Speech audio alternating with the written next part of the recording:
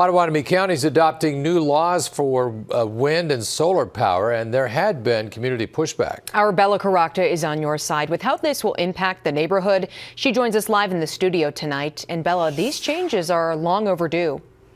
That's right, John. Aaron, the last time Pottawattamie County updated its regulations for wind turbines was in 2007. And before today, the county had no regulations for solar farms.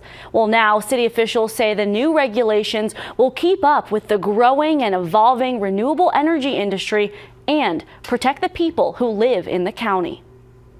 We've come a long ways with this one.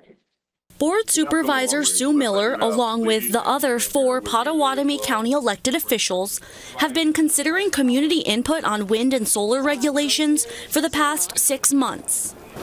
Now, the new one is better, but I would like to see it more of a setback. It was a great process, hearing from the residents on both sides of the issue. Matt Wyant, County Director of Planning, was the person who made sure the county put pen to paper on community concerns. I think it's just better protection for the county, it's better protection for the residents and the landowners involved. It is something, though, that's still available for developers to meet. Here are the changes that the board approved Tuesday morning for wind turbines.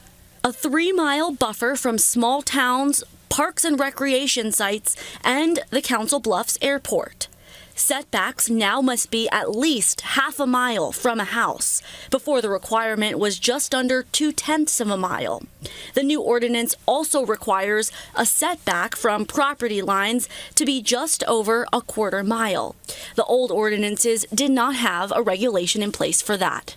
The new rules also put limitations on how high turbines can be, which Wyant says is a result of the community asking for that restriction. How long do you think these ordinances will last?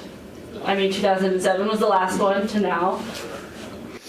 Hopefully a good 10 years, because then I can retire. And Yeah, it sure was a very involved process, he says. The solar ordinances were not as controversial as the wind ones. I'm told these new regulations for solar and wind are set to go into effect next Thursday. Reporting live in the studio, Bella Caracta, 6 News.